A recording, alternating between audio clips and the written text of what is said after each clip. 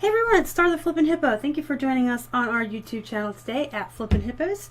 Today is March 17th, which means it's St. Patrick's Day. So happy St. Patrick's Day to everyone. I hope you're all having a good time, whether you're celebrating, sourcing, listing, working, whatever you're doing. Hopefully it's a good day for you. It looks like I'm not wearing green. I do have my Joker socks on, and they are green with little purple ha-ha-ha's written all over them. So I wanted to do a vlog today because I feel like I haven't done a vlog in a couple of weeks, and I also feel like the last couple of videos I did were the hasty hippo hints and the what solds, which are all screen shares. So you guys haven't seen my face in a while. Not that anybody really wants to see my face, but here it is. And I have a little list here of just quick things I'm going to talk about today, just to touch base on where we are and what we've been doing. Today we did go sourcing at our local honeypot store. It was 99 cents day, and in addition to that, they went 1 week early on their quarterly sale this first quarter, and so the rest of the store was half off. So all the green tags were 99 cents, and everything else in the store was half off. They do these sales at the end of every quarter. For whatever reason, they chose to do this one a week early. We're crossing our fingers and hoping that maybe they'll do it again next weekend. I do remember not fourth quarter, but third quarter last year, they did it the last 2 weekends where everything in the store was half off. We have a pretty large death pile going on right now. Last weekend we hit up our local honeypot on Saturday, and on Sunday we went to all 3 Goodwills, and we sourced a lot. We came out at the end of the weekend having had spent just under $300, which is around 300 items. We were stockpiling because we know that Easter's coming up and the Goodwills are going to be closed that Sunday. And we had some other things going on that we thought we weren't going to be able to source this weekend, but we could. So we have a large pile over there. I don't want to keep calling it a death pile because it's a money pile. It's going to get listed.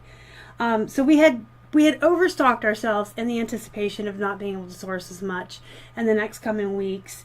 And we really need to work off of that, but I'm not going to miss out on a half off quarterly sale.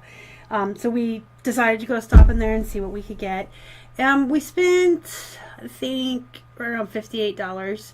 So we didn't quite get 58 items because, again, a lot of the stuff was the half off, and we found some good things that we paid up for, not the 99 cents. We bought a lot of the green tags. But we paid up for a couple of things. I found a pair of 100% leather pants.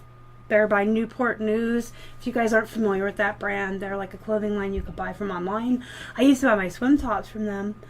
Excuse me. I used to buy my swim tops from them because their swim tops, years ago, they were like the only company that made bikini tops like in your bra size instead of small, medium, large. You could actually get the band and the cup size that you wore for your swimsuit. They were hard to find back then, and I went to Newport News, and that was where I used to buy them. But anyway, it's that brand. They're leather pants. They're pretty super sweet. I paid like $5 for them. I'm pretty sure I'm going to list them for at least 40 or 50. We'll have to see when I run the comps. And Keith found a Vineyard Vines shirt, and actually I think he got the Vineyard Vines for 99 cents. But he did find some other like Hawaiian button-ups men's shirts that he paid up for. They were like $2 each. And then we found a bunch of really cool like novelty graphic t-shirts that were not on the green tag sale, but their t-shirts always started at $1.99, so they were still 99 cents at half off. We didn't find any hard goods there today. We did look through them, but there wasn't really anything worth flipping. Just more clothes. So we are going to stay home tomorrow and do extra work. Listing, sourcing, photography, and all that good stuff. So we're going to take tomorrow off from sourcing. We're not going to the Goodwills. We'll just be doing extra work here. Before we go over to his grandparents' house, we go there every Sunday around 4 o'clock and stay for dinner, and we just hang out with them. It's our traditional family day. So these past couple of weeks, I have taken a step back from social media on a personal level. I just feel like there's a lot of negativity going on in some of the reselling Facebook groups, and I didn't want to be a part of that. I feel like negativity can just really drag a person down.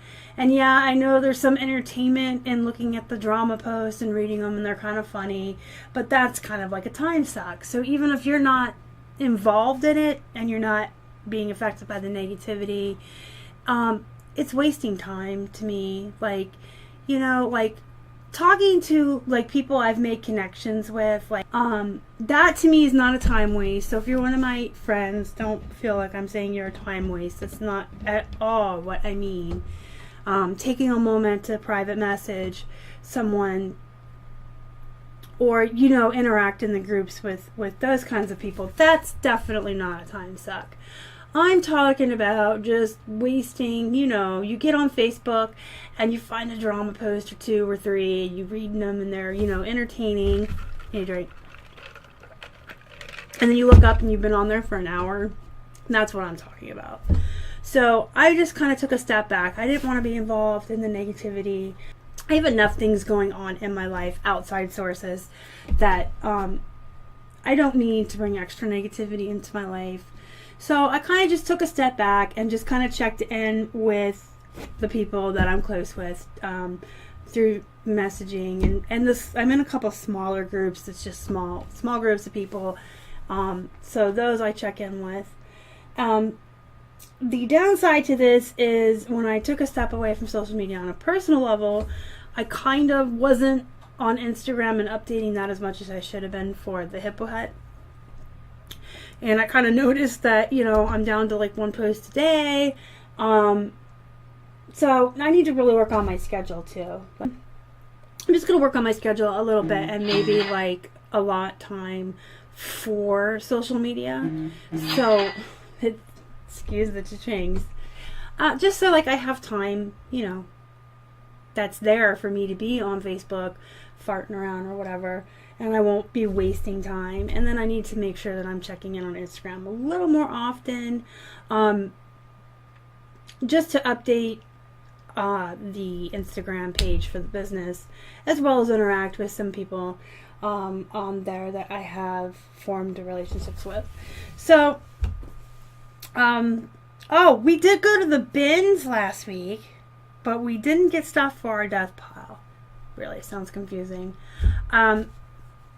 We have a place where we consign children's clothes, and it works out really well for us if we get the children's clothes at the bins. Paying by weight on kids' clothes, you can like fill a shopping cart or a buggy like overflowing and still only pay like $30. I mean, we're talking, kids' clothes are so tiny. They don't really weigh anything.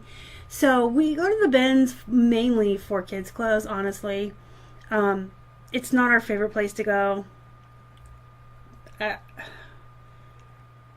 It's not our favorite place to go.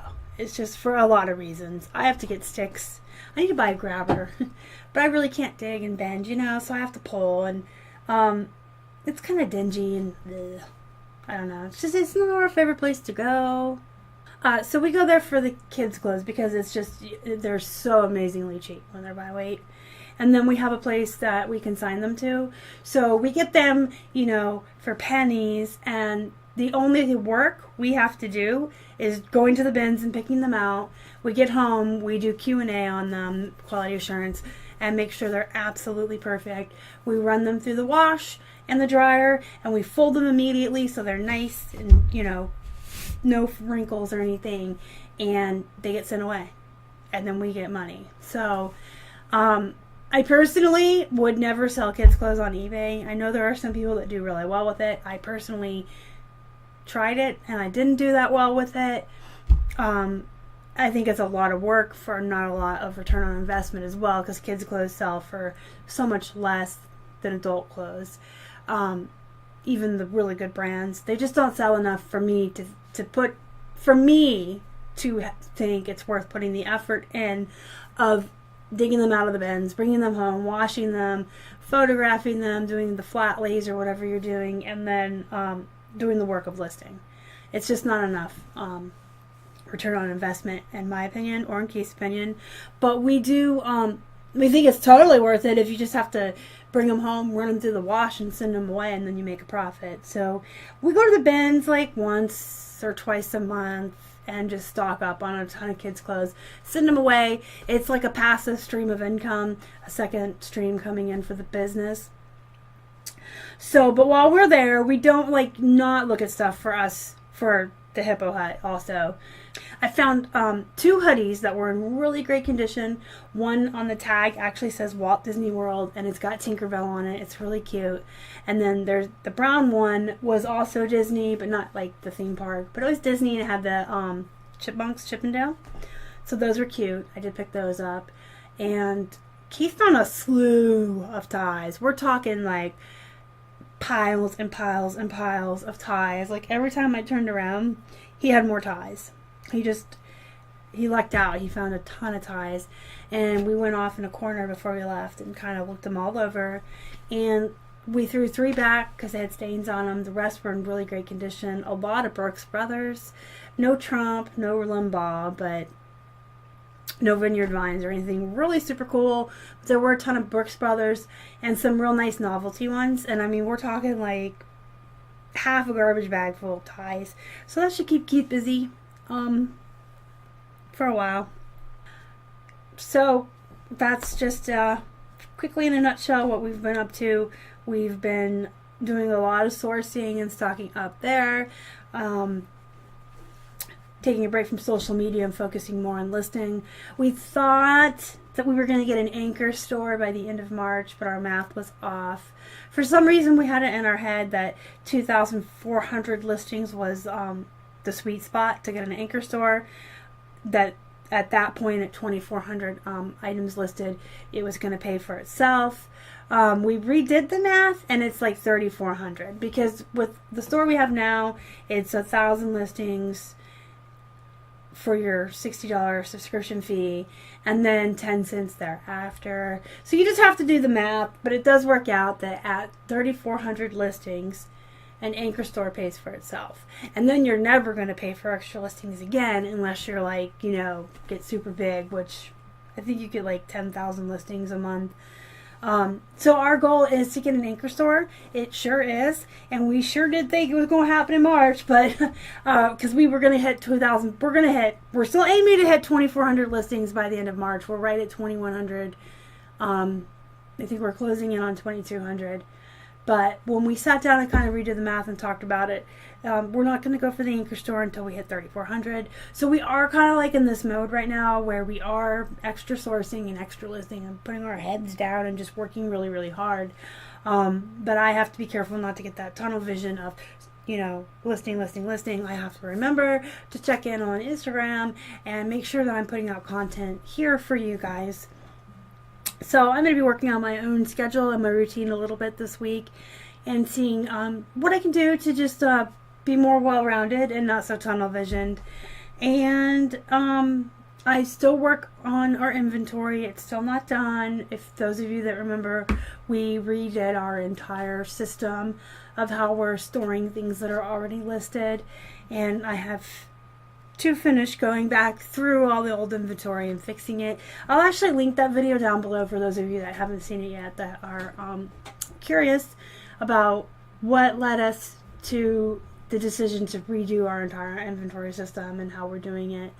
Those of you that have been following along, I am on bin A7.